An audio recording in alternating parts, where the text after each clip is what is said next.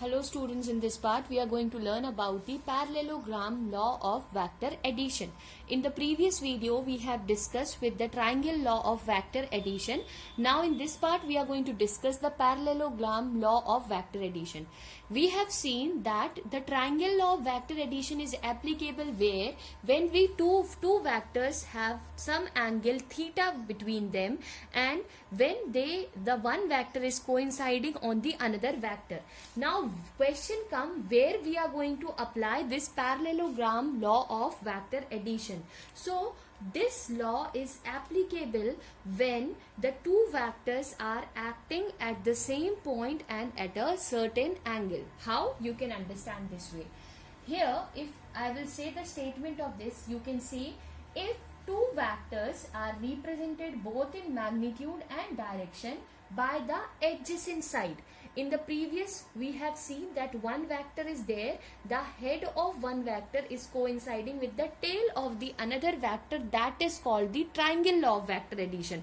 I am comparing and I am teaching. Here we are talking about parallelogram law of vector addition. So this is the law which is applicable when the two vectors are represented both in magnitude as well as in direction, okay, by the adjacent sides of the parallelogram. Suppose this is my one vector which I called, suppose this is my vector P, I called it, and the second vector which I have, because they have the same point, so this I called the vector Q. Suppose I have two vectors P and Q, both are inclined, or we can say both are shows its direction and magnitude by their adjacent sides of the parallelogram law drawn from the point, then the resultant vector is represented both in magnitude and direction by the diagonal of the parallelogram passing through the same point. What does it mean? If I have two vectors P and Q, so obviously its resultant will be what? Its resultant will be here. Okay, so this will be its resultant which we called R. So further construction if I am going to do, so this is going to make a parallelogram.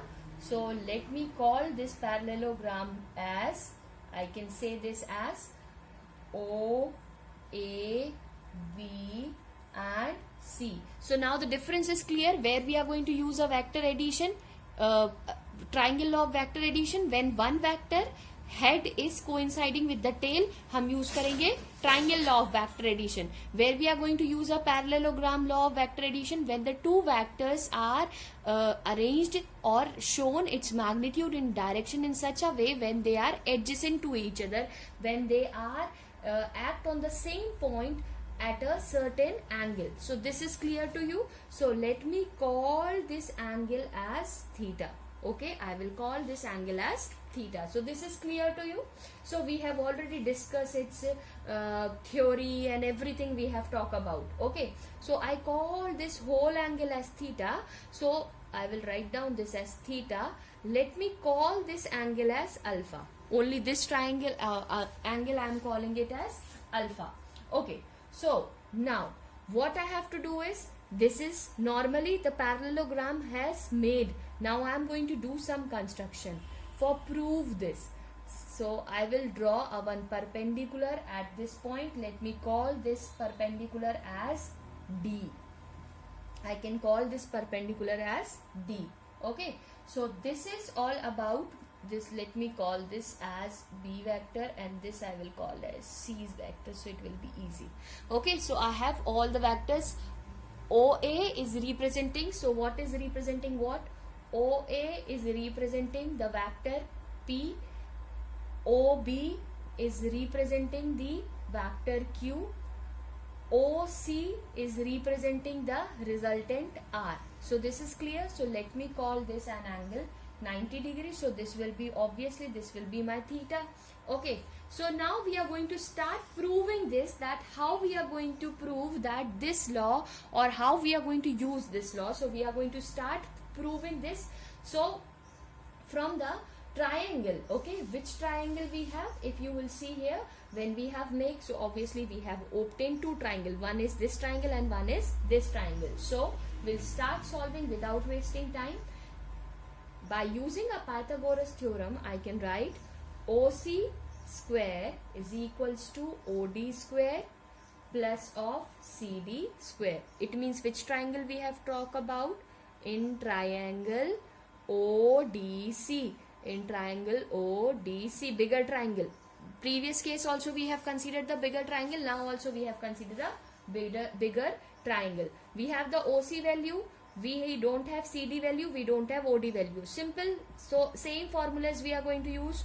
OA plus of AD whole square. What is OD consists of? OA plus AD plus of CD square. So without wasting time, we are going to use the trigonometric function. So cos of theta will gives me what? It gives me AD upon AC. What does it means? We know that sin theta is perpendicular upon hypotenuse, cos theta is base upon hypotenuse. So what is base? Base is AD and hypotenuse is AC. So I have substituted here the value. So I will find out that is AD is equals to AC cos theta. This I will get. AD is equals to AC cos theta. If you remember that parallelogram law of vector addition, what it says, that its parallel sides will be equal. So if this vector is OB, so obviously AC will also be what? It will be Q vector. So I can write this Q cos theta, because if this vector is Q, so obviously this side will also be Q. This will also be Q. This will be P. So we can write down this as Q cos theta. So I got AD is equals to Q cos theta. Now similarly, I have to find out this CD value. So again I will use the sin theta is equals to what? It will be CD upon AC, because it will be perpendicular upon hypotenuse. We need to find out CD. So how I can find CD is equals to AC sin theta. Just now we have find AC. AC is what? Q. So I can write down this as Q sin theta. I got this Q sin theta. I have got the value of CD, AD and OC and OA.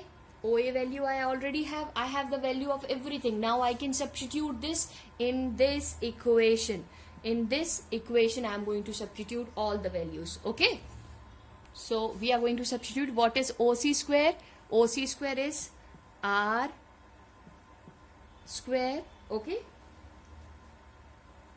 Now what is OA? OA is already we have P, right? What is AD? AD just now we have calculated what it is. It is Q cos theta whole square plus what is CD? Q sin theta whole square. This we have got, no? Right? So we, without wasting time, we will remove the square. P square plus Q square cos square theta plus of 2 PQ cos of theta plus of Q square sin square theta. So if you will see here, again we have cos theta and sin theta. So sin square theta plus cos square theta is 1. So this value will turns out to be 1. What we will have? P square plus of Q square plus of 2 PQ cos of theta. This will be R. So we will have R is equals to under root of P square plus of Q square plus of 2 PQ cos theta. So this is clear, that expression is clear to you. So this is again for the magnitude. If we need to find out its direction, so we are going to find out its direction with the help of tan theta. So we are going to do that. So we have seen how to calculate its magnitude. Now if we need to find out the direction of any of the vector, like suppose I need to find out the direction of P and Q, then what will be the case? So how I am going to find out? Again by using our triangle ODC for direction. Okay, magnitude we have calculated. So this will be tan of alpha is equals to what? It will be CD upon OD. We have the formula. We will substitute all the values. OA plus of AD, because it consists OA and AD. We will substitute. You find Q sin theta upon P plus of Q cos of theta. If you remember that when I am teaching the relative velocity, that time I have discussed these formulas, but there we have used it directly. Now if we need to find out the alpha value, how I can find out? Alpha is equals to tan inverse of Q sin theta upon P plus Q cos of theta. So this is clear to you. Now we are going to discuss its special cases. So the first special case, if suppose theta is equals to 0 degree, what does it mean? It means P and Q are act in the same direction. They both are acting in the same direction, right? So we have the formula R is equals to under root of P square plus of Q square plus of 2PQ cos of theta. So when the theta is 0 degree, so it means it will be 1. So we have here under root of P plus Q whole square, so it will be cancelling out, so we have P plus of Q. So this will be the resultant. So this we can say here the magnitude we have find out. Now if we are going to find out the tan alpha, then it will be what? It will be 0. Why it is 0? Because when we are going to substitute the value of sin 0, it will be 0 only. Now second one we are going to find out. Suppose when we have the value of your theta, that will be 180 degree. When we have the value of theta is 180 degree, then we will have this as, it means that these two vectors are anti-parallel. They both are in an anti-parallel, means opposite directions we have. So that time we will find out this will be P square plus Q square plus of 2PQ cos 180 degree. So cos 180 degree is -1. So we have this as P minus of Q whole square, right? So we have this as P minus of Q. Resultant will be P minus of Q. And what will be its tan alpha value? So its tan alpha value will be what? It will be again 0, because sin 180 will be 0. So tan alpha will be 0 in this case. Okay. Now if suppose when P is greater than Q, then what will happen? Alpha will be 0. Okay. And that will gives us that the resultant of these vectors will be in the same direction. Now we are going to discuss its third case.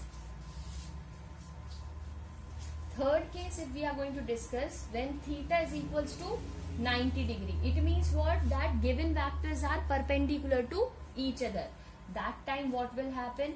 We find out that R is equals to, it will be P square plus of Q square, and alpha is equals to, we have tan inverse of Q upon P. Why it is so?